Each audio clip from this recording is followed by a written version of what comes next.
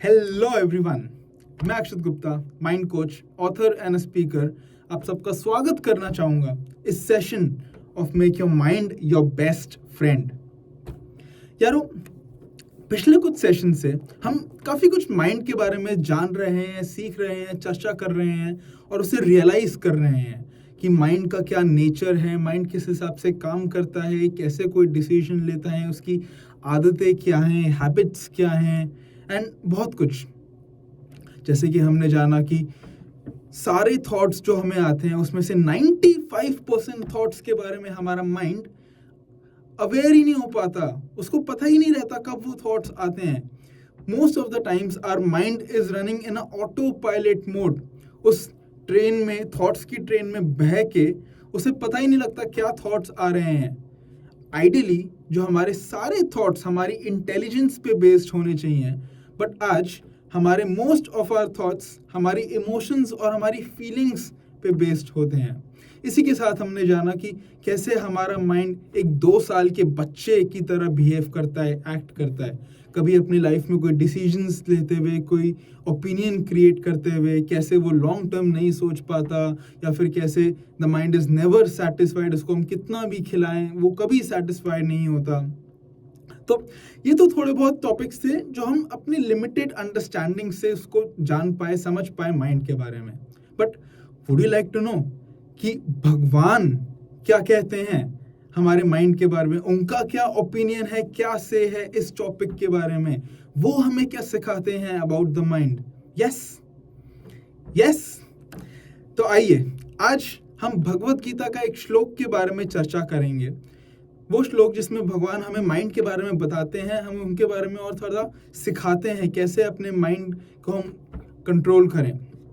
सो भगवत गीता के चैप्टर 6 के श्लोक नंबर 5 को हम आज जानेंगे, थोड़ी चर्चा करेंगे, जिस श्लोक में भगवान ने माइंड के बारे में बात करी है।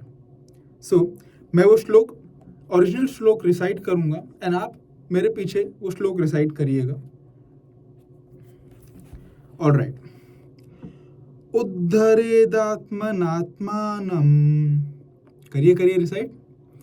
उद्धरेदात्मनात्मानं नात्मानमवसाधयेत्, नात्मानमवसाधयेत्।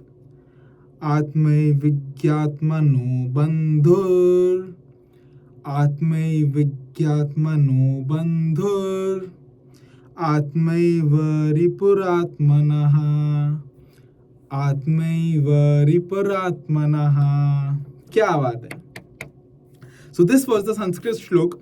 इसका अब हम ट्रांसलेशन, इंग्लिश ट्रांसलेशन देखते हैं, which says, one must elevate himself with the help of his mind and not degrade himself, as the mind is the friend of the conditioned soul and his enemy as well.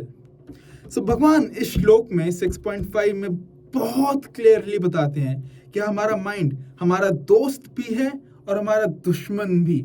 It's upon us कि हम उसे किस तरह से use करते हैं, utilise करते हैं, कैसे थॉट्स को हम केटर करते हैं, कैसे किस तरीके के थॉट्स हमें आते हैं। दैट डिफाइंस कि हमारा माइंड हमारा दोस्त बन के रहेगा या फिर दुश्मन बन के रहेगा। माइंड को तो दोनों रोल प्ले करना आता है। He can very easily become our friend also and our enemy also, but it's upon us। जैसे आपने देखा ही होगा कभी जब आप अपनी लाइफ में कुछ थोड़े नेगेटिव इमोशंस, नेगेटिव फीलिंग्स के साथ होते हैं, कभी एंगर में, स्ट्रेस में, कभी किसी टॉपिक के बारे में कुछ ओवर थिंक करते हैं या फिर कोई डिसीजन नहीं ले पाते या फिर किसी पे गुस्सा करते हैं हम, तो that is nothing but our mind becoming our enemy. उस टाइम पे हमारा माइंड हमारा दुश्मन बन के बैठा हुआ होता है। And on the other hand, जब हम अपनी लाइफ में कभी थोड़ा एंजॉय करते हैं, थोड़े पॉजिटिव इमोशंस एंड फीलिंग्स के साथ होते हैं, कभी कुछ सात्विक मूड में होते हैं, कभी we are enjoying our lives, we are in a very calm state, that is the time जब हमारा माइंड हमारा दोस्त बन के बैठा होता है, यार friend. So it's very important कि इसको हम जानें, सीखें, and specially friend and enemy में एनिमी, हमारा दुश्मन कब बन के बैठा रहता है हमारा माइंड, किस सिचुएशंस में, कब किस स्टेट में हमारा माइंड हमारा दुश्मन बनता है और हमसे क्या क्या करवाता है, कैसे कैसे डिसीजंस लेता है, वो जानना बहुत ज़रूरी है। क्योंकि उसको जानने के बाद ही, only once we are aware of that state when our mind is our enemy, only after that we will be able to control it, और उसे हम रोक पाएंगे, उसे अपना दुश्मन नहीं बल्कि अपना दोस्त बना पाएंगे। तो ये बहुत ज़रूरी है ये जानना कि कैसे कैसे स्टेट्स में हमारा माइंड हमारा दुश्मन बन जाता है, हमारा ही माइंड हमारा दुश्मन बन के हमारी लाइफ में और प्रॉब्लम्स क्रिएट करता है और सफरिंग्स और पेन क्रिएट करता है। And you know what is the biggest way our mind becomes our enemy? The biggest way our mind becomes our enemy is through cognitive biases. Now, what does this mean?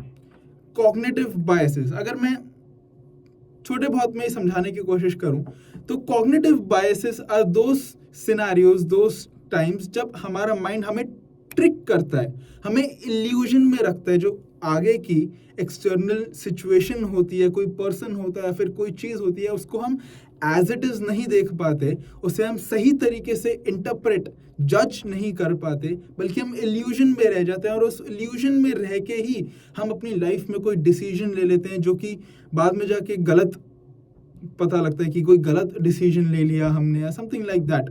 सो ये तो मैंने बहुत ऊपर से आपको बताया इस टर्म कॉग्निटिव बायसेस का मतलब क्या है, पर आने वाले सेशन में हम इसकी और डेप्थ में जाने वाले हैं। What does this actually mean, उसको ब्रेक करके हम जानेंगे कॉग्निटिव बायसेस का मतलब क्या होता है।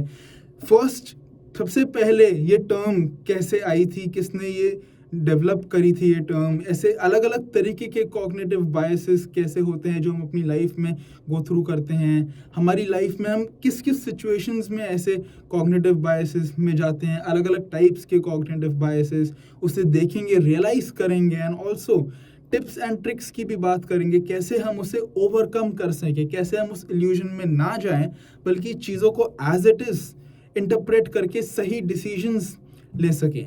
सो अगर आपको भी, जैसे भगवान ने बताया, हमारा दोस्त भी है और हमारा दुश्मन भी, अगर आपको भी अपने माइंड को अपना दोस्त बना के रखना है तो बने रहिए मेरे साथ आगे वाले सेशंस में, जब हम कॉग्निटिव बायसेस की और डेप्थ में उतरेंगे और उसे कंट्रोल करने के टिप्स एंड ट्रिक्स जानेंगे।